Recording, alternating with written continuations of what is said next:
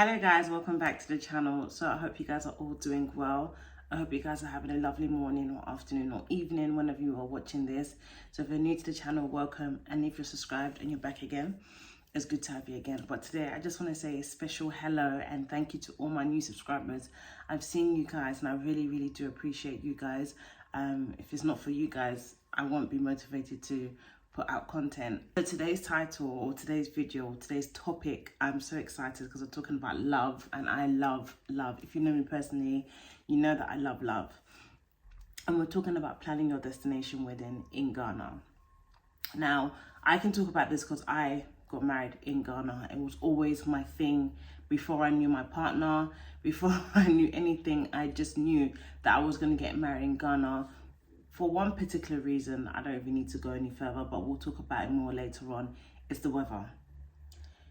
I can't trust the weather in London. Like, we've just moved into spring and I'm struggling with the lighting. Now, that is just the one thing that I did say to myself, that if I do get married, it has to be in Ghana because at least I know the weather's consistent. So that's something I don't need to stress about. Now, so you probably choose into this video because of the title. Yes. Social media planned my traditional wedding, but I'm going to give you guys tips on how to plan your destination wedding in Ghana or your trad wedding in Ghana. First thing first is that you and your partner need to be on the same page. Mindset, everything needs to be the same. If not, you guys are always going to be butting heads. You guys are always going to be constantly arguing, regardless anyways. But if you're not on the same page, it's just going to make the situation or the journey or the process much more difficult. Be on the same page. To have discussions on things that you both like, or what he will like, or what you will like as the woman. You know, and then find agreement, find a middle ground so that we both can be happy and move forward with the planning. Because I'm not going to lie to you, planning a wedding is so stressful. My goodness. Planning a wedding is not a joke. So please, first things first, you need to be on the same page. Start looking at venues and, you know, start looking at tickets and all that kind of stuff and where you're going to do it. But bear in mind, with Ghana, bearing in mind in Ghana, you can't do like 2-3 years planning in advance in terms of booking a venue and stuff. They don't do stuff like that. I think the earliest you can try to book a venue is 6 months in advance. Ghanaians don't really do, because, you know, they have events going on all the time. So they don't need to plan in advance to make sure that everything is like set and put aside. No.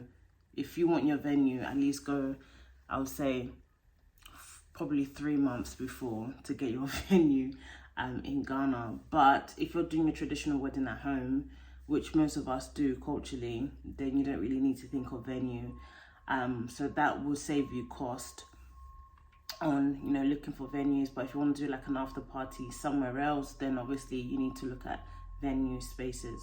So then once you guys have discussed all of these kind of things, where you want to do it, how it's going to be done, now you need to start letting your close family or friends know in advance. Start letting them know now, even though none of you have bought your ticket, but start letting them know that we plan to get married and it's going to be in Ghana and it's going to be around this time. So if you're going to be available, cool. If not, fine. Because, you know, going to Ghana is not cheap. So you need to make sure you let your people who you want there to be there, who are coming from the diaspora to Ghana with you, let them know in advance so they can also plan and prep and be there to celebrate you. Now, I want to talk about the social media. Social media really played a huge part. So also, another thing that you also have to decide with your partner is whether you're going to have a wedding planner or you're both going to plan your wedding. In my case, me and my partner, we planned our wedding.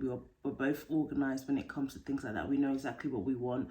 So we planned it ourselves. We didn't really need a wedding planner. But if you feel like you and your partner are, you can't make a decision together, or you stress taken away from you, then obviously get an event planner. But I don't think it's really necessary if you know exactly how you want it. And this is why I'm going to talk about social media now. This really will help you, guide you, in everything in terms of the beginning to the end of planning your wedding. Social media will help you. Pinterest, let's talk about Pinterest. Thank God for Pinterest. Let me just say, I absolutely love Pinterest. Like, without Pinterest, I was not able to visualize how my wedding was going to look like. I knew what flowers I wanted. I knew what decor I wanted. I knew how the flowers were going to look like, how the lights. So what I did was, as you know how Pinterest is like, or how it operates, is that you can create different mood boards, and I love that. I love doing vision mood boards, so I can visualize and see what I want.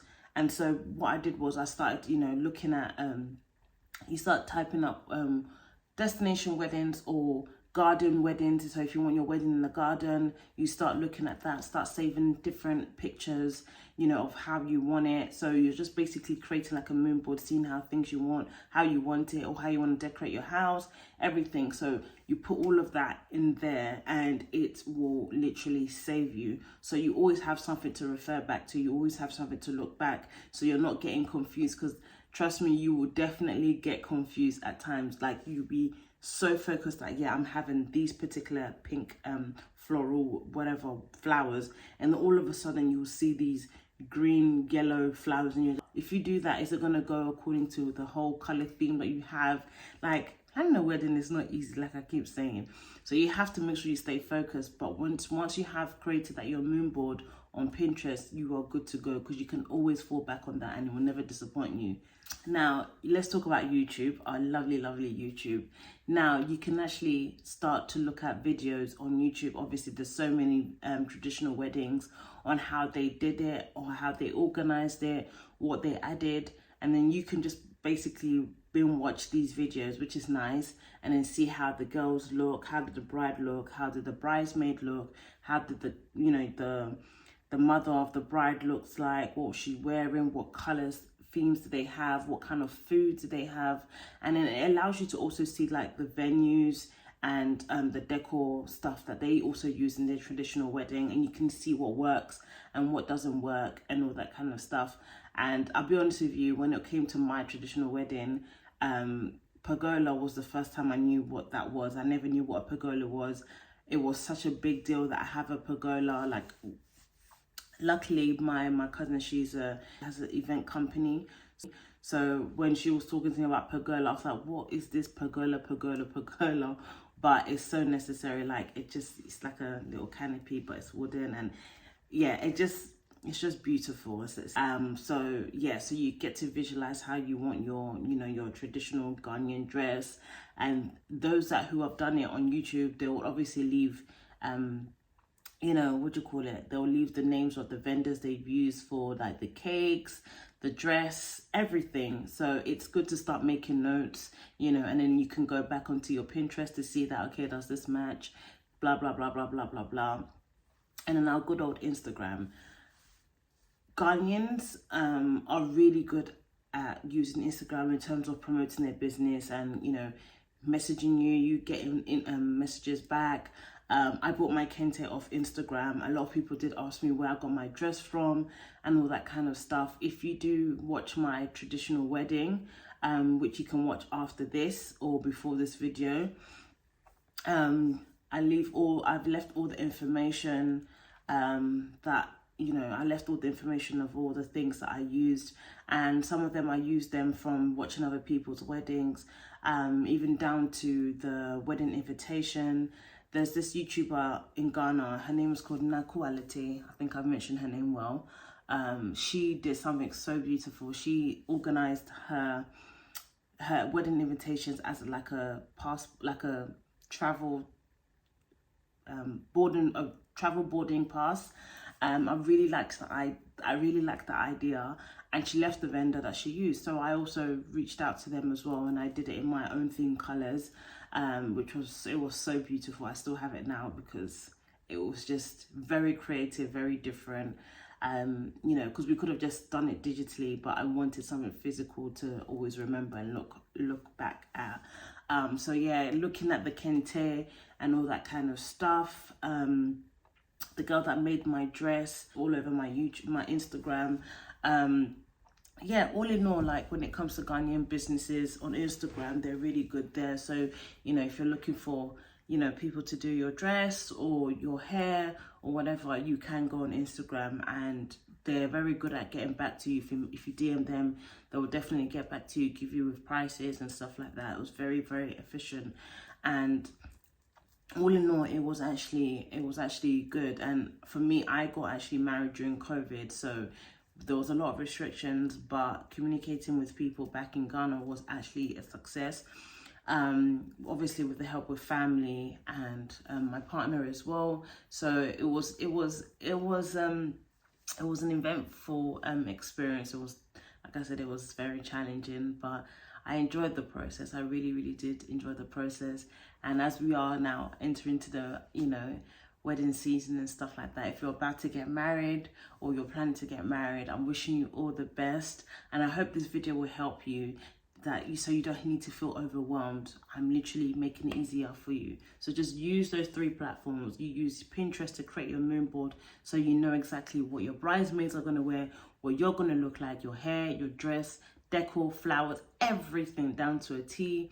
And then you use the YouTube to look at videos to watch how they do the traditional weddings, what to include, what you didn't know about, because you know, there are going to be so many things that your family is going to implement, saying that you need to do this, traditionally you need to do that, you need to do this, and that's where it gets really stressful. So you need to block out the noise. You've seen how someone has done their traditional wedding and you like it, and that's what you want to do, so you stick with it.